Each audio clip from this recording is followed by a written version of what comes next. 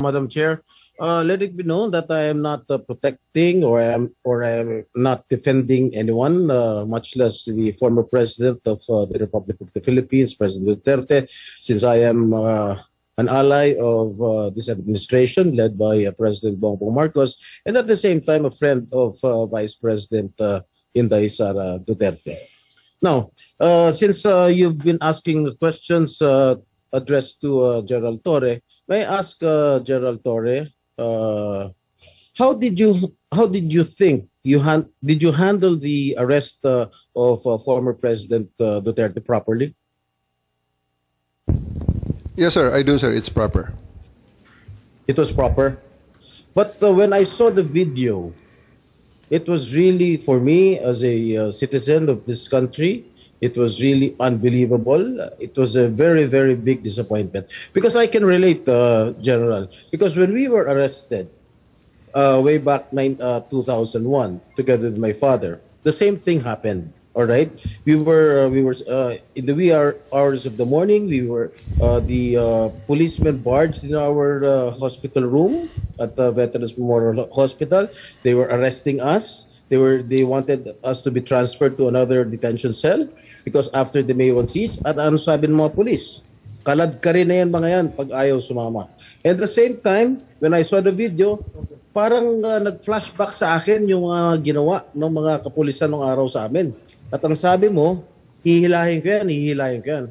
Is that what you said, Gerald Torre? Sir, it's already all optics and tactics already because it's already. No, I am asking you. Did you say that? Hihilahin ko, hihilahin ko. Yes, sir. And I actually made good of it, sir. No. What prompted you to say that?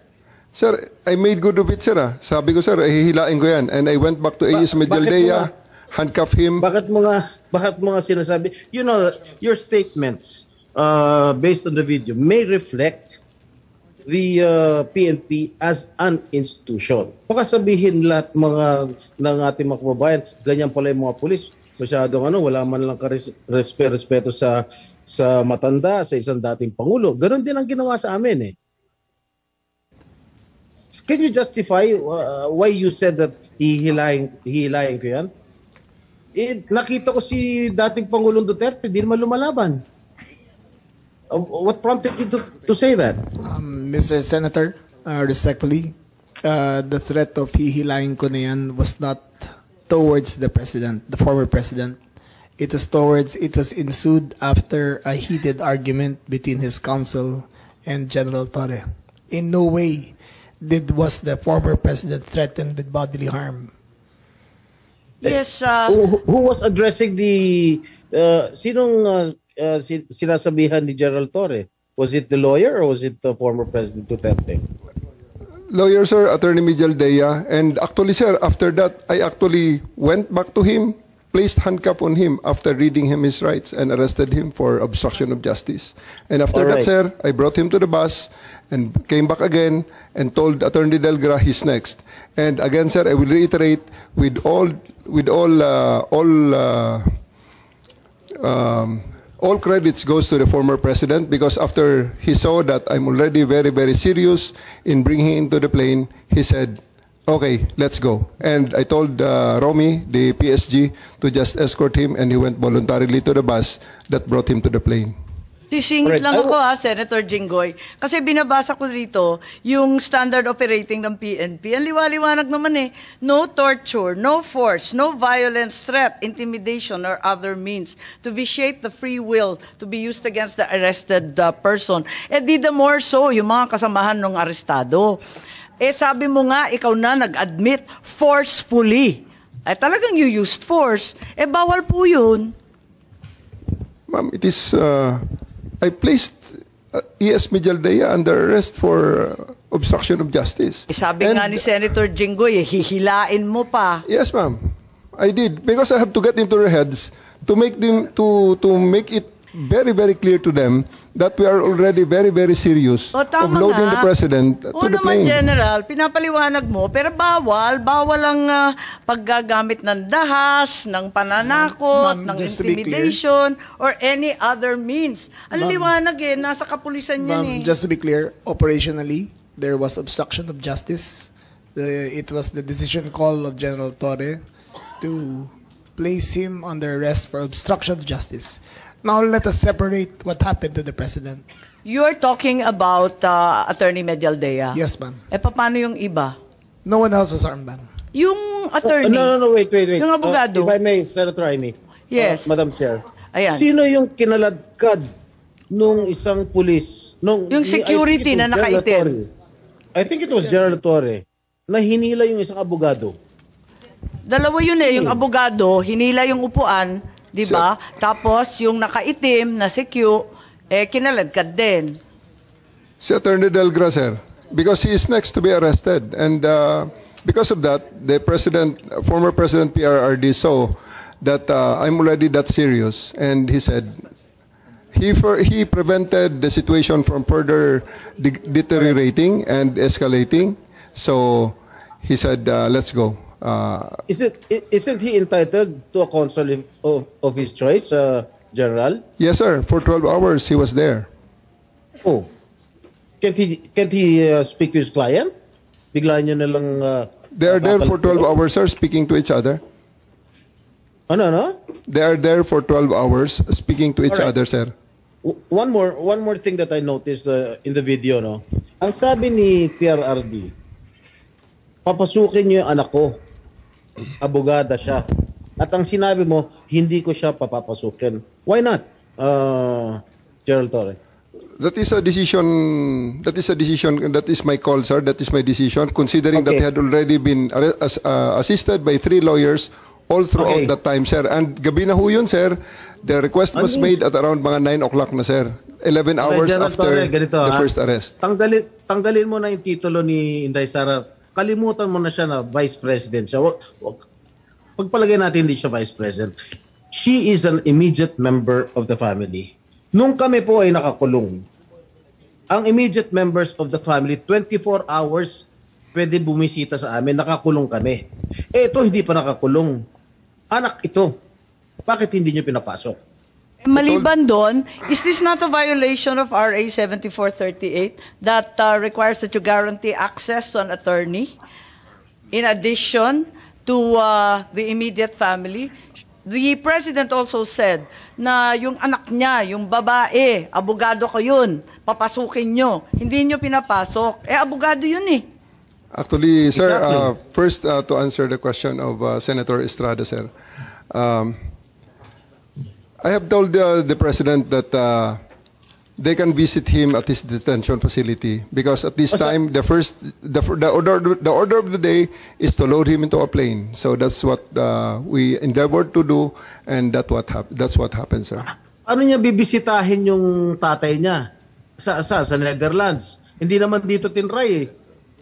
Hindi naman dito kinasuhan eh. Sa ibang bansa eh. Oh, bakit hindi niyo man lang binigyan ng kortesiya yung anak na isang abogada na magkukonsulta? Katulad nga na sinabi ko kanina, yung mga nakakulong nga, 24 hours pwede bumisita ang immediate members of the family. Bakit ito hindi pa nakakulong, hindi niyo pinapasok yung anak? Our mission at that time, sir, is to deliver him to the My God. body Kahit who issued the anong warrant, mangyari, sir. Nasa batas yan. Nasa batas yan, General. Immediate members of the family, lawyers, priests, etc., etc. I should know. Nanggaling ako dyan. Tapos ito, hindi naman nakakulong. Again, I am not defending President Duterte. I'm just explaining the rights of an accused. Because naging akusado rin ako. And I don't want that to happen to anybody else. Dapat naman nagbigay kayo ng konting kortesiya o respeto man lang sa mga dating presidente dahil naranasan namin yan. Nung kinulong po yung tatay ko, ganun din. Kawalang respeto ang mga pulis sa amin. Porket nawala na ba kami sa kapangyarihan, ganun na lang. Matanong ko naman sa iyo, General, wag naman po sana mangyari, God forbid, sa pag sinapit ng ni President, pag sumapit ng ganitong sitwasyon si Presidente Marcos, gagawin mo rin ba yon sa kanya? I hope not. Ang liwanag po ng batas, kung ma-follow up ko lang si Senator Jinggoy, tama po siya. Hindi lang yung immediate family, medical doctor, pare or religious minister, any national non-government organization, ang CHR, international non-government accredited by the Office of the President. Lahat yan may access, pero pinagbawalan ninyo. On 2 counts, immediate family na, abogado pa niya. Bakit ganun? Ma'am, I think that's sub judice. I think we should be wary of many of the things we are mentioning Bakit here. po naging sub judice yun? Ito kasi, habeas corpus po ang petition. So everything about the arrest will be asked by the Supreme Court. Kanina pa natin kung pwede ho. pinag-uusapan yung aresto. Pero I think that we're just passing, parang lumalampas na po tayo sa boundary. Senator Jinggoy, pa? Ang sinasabi ko lang, the manner on how the former president was arrested, because ayoko naman mangyari sa darating na panahon na magkakaroon naman tayo ng ganyan. Sana makapagbigay lang ng korting kortesiya man lang, nakausapin yung mga abogado, pero nakausapin yung mga members ng immediate family niya, sana naman binigyan niya ng pagkakataon. Kaso mo, nung nakiusap si dating Pangulong Duterte na papasukin yung kanyang anak na abogada, tanggalin mo na hindi siya, na vice presidente siya. Abogada at anak niya, member na immediate family, sana naman lang binigyan niya ng pagkakataon. Makita niya yung tatay niya bago niyo siya isinakay sa plano. Yun lang naman yung sa akin. Masakit. Ako, isang anak na meron din akong tatay na ginanon ninyo. Masakit para sa akin. Pakipaliwanag din. Maraming salamat, Senator Jinggoy. Marami tayong pinagdaanan, kapatid. Kaya't eto nga, talagang dinudibdib natin Madam Chair, to. Yes, Secretary John Vic lang po. Kay VP, kay Senator at sa iyo, hugot ng mga anak ng presidente yan. Sumpa. Secretary John Vic, itatanong ko lang, why was there obstruction of justice? Pakipaliwanag lang. Anong ginawa nila na obstruction of justice? I think General Torre would be the best one to explain that, ma'am. General? Sir. Sabi niyo nag-obstruction of justice, kaya aarestuhin na rin ninyo si Attorney Medialdea. Ano po yung ginawa ni Attorney Medialdea na obstruction of justice? We are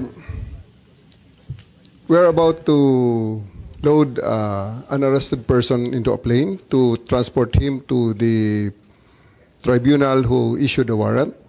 And Attorney Medialdea is preventing us from doing that. He shouted at us and intimidated us, including the president intimidating me. Alam ko malaking tao si Attorney Medialdea, pero hinarang ba kayo? Tinulak ba kayo? Wala namang ginawa eh. Hindi naman nadadaan sa salita yung obstruction eh. He did, ma'am. So I do believe that under that circumstances, I have to arrest him and I did. I do believe that I used the reasonable force to ensure compliance, for him to step aside, for us to load the former president to the plane. So yun lang yung obstruction dahil nagsisigawan yung mag-asawa? He is preventing us from doing our job of loading the former president to the plane. Hinarang ba kayo? Yes, ma'am. Anong ginawa? Hindi Nakikita namin naman sa video makita eh. Ang Nakikita nakita naman sa ko video. lang, pinipilit niyo iposas, hindi magkasya yung posas. Yes, that's one thing, ma'am. His blackmail way, he is preventing us. He actually placed another chair at the side of the president for the former president to sit, which is already very much delaying everything because the plane is already ready to fly. Ba't kayo masyadong nagmamadali? We are going, unang-una ma'am, ang reglementary period, mamalasin naman kami pag hindi namin ginawa ang trabaho Bakit? namin. Anong reglementary period? Anong period yun? The Article Dahil 125, sinabi na nga ni Executive Director sa ating PCTC, na diffusion lang naman yun eh. Wala nga commitment pinag-uusapan dun eh. Wala nga red notice, pambira eh. there is a warrant. Takal-takal na ni Arnie Tevez eh. Wala pa rin, di ba? Ba't kayo nagmamadali? Ano yung reglementary period mo? May I refer it to the SOJ, ma'am, if the SOJ wants to answer that. Hindi ba pwede kayo na muna? Mauna lang kayo, tapos sa si SOJ. Pwede? Okay, ma'am. Okay. My main processes during the time is that I have implemented a warrant and it is therefore the person is already arrested by virtue of a legal warrant, and Article 125 comes into play of the revised penal code, which is entitled delivery of persons legally arrested to the proper judicial authority, and I do believe at this point the judicial authority will be the ICC. Therefore, I have to abide with that Article 125 of the So revised penal inaamin code. mo warrantless arresto. Kasi yung Article 125 ng RPC does not apply kung may warrant. So inaamin mo walang warrant. At the many stages, ma'am, all the many other, Hindi, among make other up your laws. mind, General Torre. Warrantless arrest ba to o may warrant? Kasi ang liwanag naman ng Article 125 ng revised penal I do code. believe that I have a warrant at this time. I just don't want to be... Hindi walang reglementary period.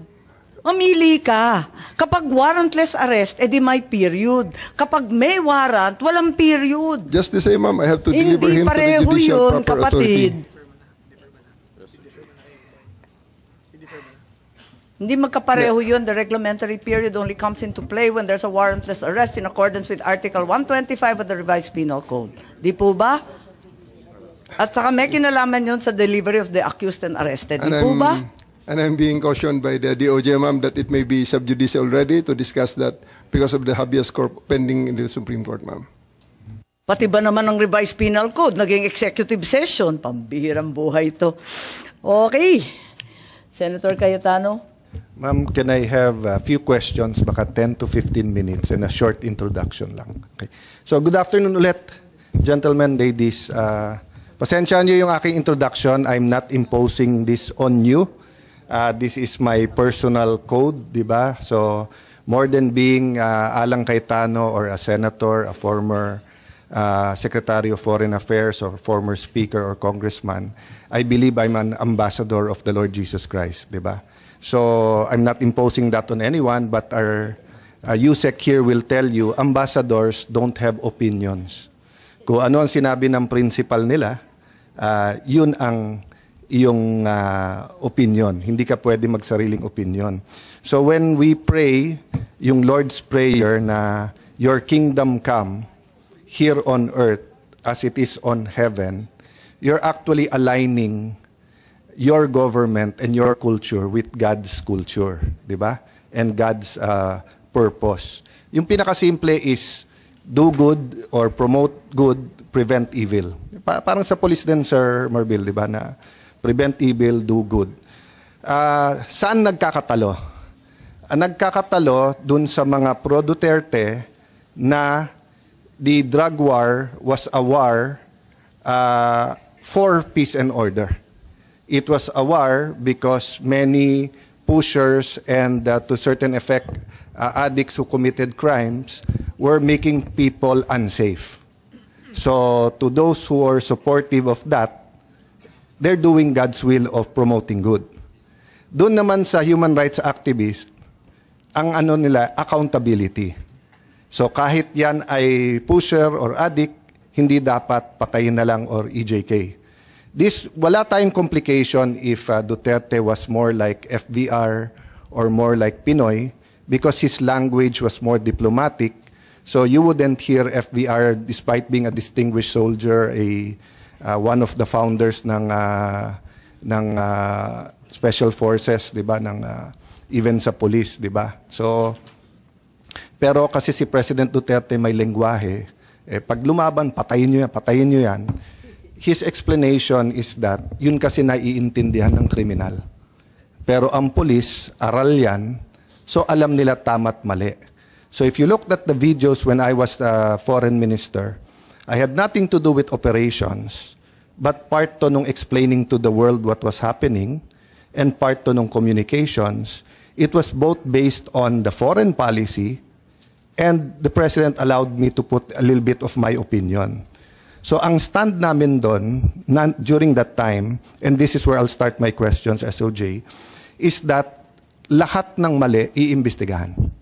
So the only way that President Duterte will have a chance to show na walang systematic culling of addicts, extrajudicial killing, walang crime against is individual, one-on-one investigations. What confused everything during that time? First, meron po kasing issue once ang sila Secretary de Lima noon, ni-redefine nila yung extrajudicial killing. AO 35. Kaya yung 13,000 to 18,000 na patay every year during the Aquino administration, suddenly nung Duterte administration, so nung time nila, sinabi nila hindi extrajudicial yon. So nandun sa AO, tinanggal nila yung mga activist na hindi daw extrajudicial killing yon. So pagdating ng Duterte time, basta't patay at hindi natural causes, extrajudicial. Okay?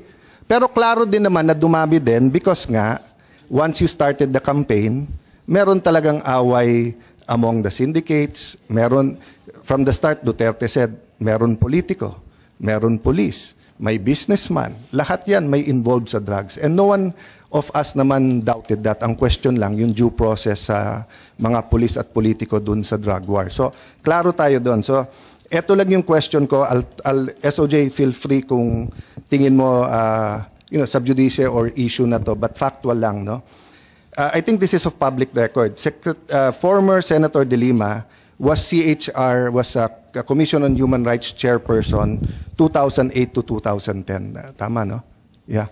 So, no one disputes that. Sa pagkaalam ko, wala siyang final na case during that time na siya'y CHR. So, I'll just check that, Madam Chair, and then submit it to the committee. But ang pagkaalam ko, walang case. Okay. But eto siguro masasagot ng DOJ kung hindi ngayon, just forward the answer.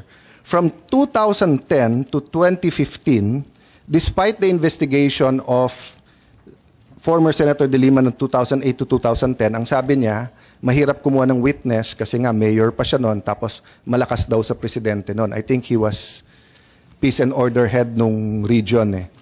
But 2010 to 2015, siya ang DOJ secretary. Sa pagkaalam ko, wala rin siyang final na case. To your knowledge, may final ba ang DOJ noon or special prosecutor against Duterte ng 2010? I have no idea, yeah. sir. Can we double check? I will double check, yeah, sir. Okay. Sa pagkaalam ko po, sir, wala. Okay. Ang point ko is that either wala siyang kaso, meaning wala siyang ebidensya, because if she had, why didn't she file it? During the time na siya nakaupo na walang poder si Mayor Duterte. Okay. Fast forward, 2016, September pa lang, so June 30 kami naging senador, siya, I was an incumbent noon. July, last week of July ang third week ang SONA, so July, August, September. No? Wala pang 2 buwan as senator, nakakuha daw siya ng 2 importanteng witness, si Edgar Motobato and former PNP officer ba siya or Arturo Las Cañas. Again, I won't make a judgment here as far as the 2 witness. But dito niya ginawa, okay? Again, no cases filed. And yung pagkagawa ng hearing was very political. I was just testing the credibility of Edgar Motobato and Arturo Las Cañas. For all I know, they were very credible. Pinatayan ako ng mic dito sa session. Inagawan ako ng mic, ini-intimidate ako. And although namagitan si Senator De Lima, hindi niya sinensure, hindi niya pinagalitan yung umalis ng mic. And anyway, history is the record. Ang point ko, still they did not file cases dito sa Pilipinas. Pero hawak nila yung 2. Sabihin mo nang walang mangyayari, I don't agree, but sabihin mo walang mangyayari kasi panahon ni President Duterte yon. So again, fast forward, no?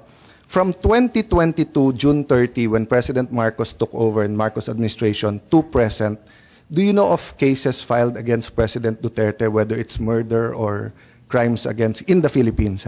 I think Senator Sonny Trillanes filed cases. Okay. So meron. But this went to the office of the Prosecutor General, who immediately forwarded the said cases without going to my office to the Ombudsman.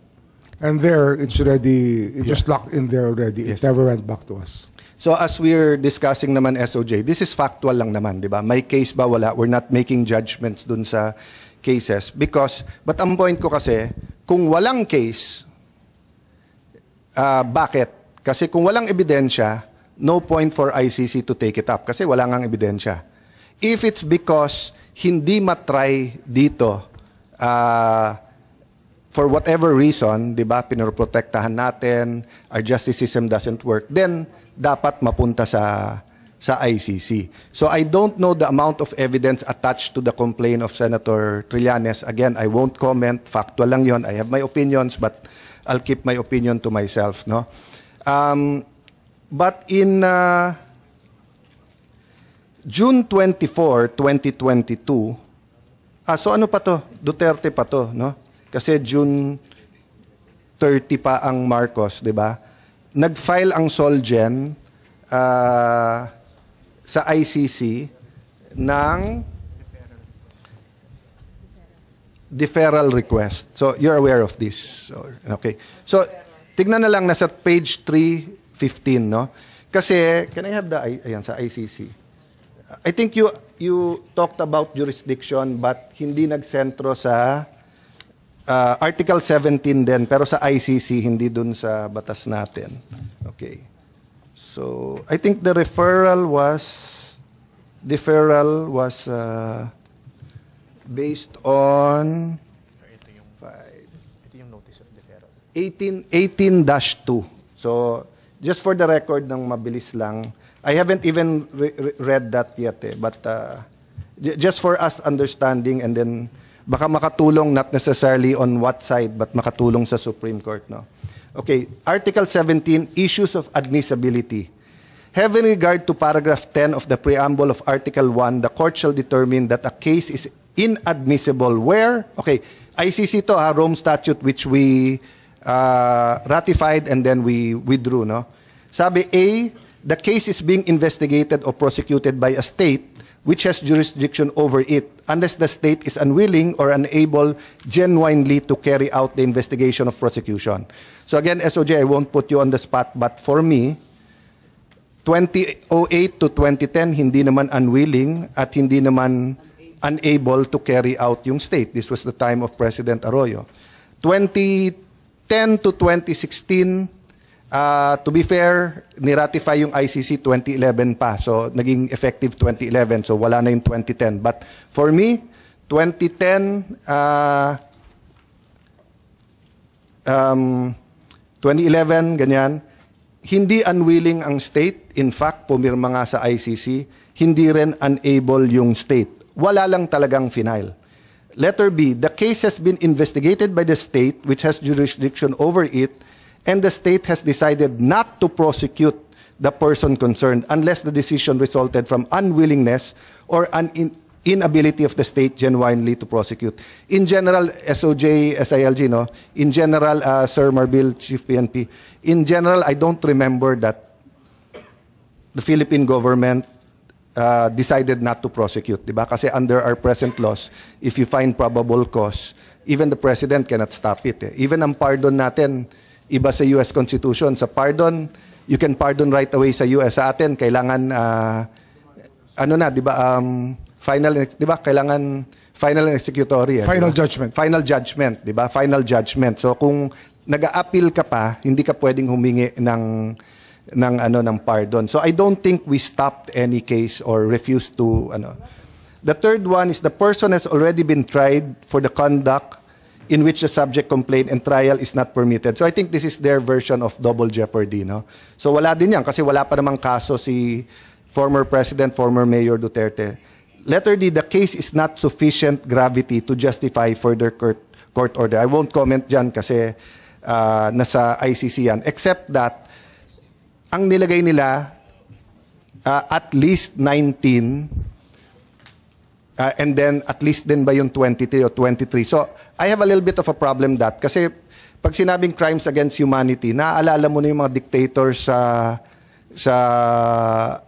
of the old sa Africa or some in the troubled areas of not the untroubled areas of the Middle East na grabe ang patayan and everything, di ba? So to put the Philippines there with President Duterte, I think it's a little bit unfair na gamitin mo at least. Diba? Kasi kung sinabi mong from 17 to 1,000, at least may idea tayo. Pero at least 17, ano yon? Baka 18, baka 19. And don't get me wrong, every life matters. Pero iba kasi yung crime against humanity, iba yung murder lang.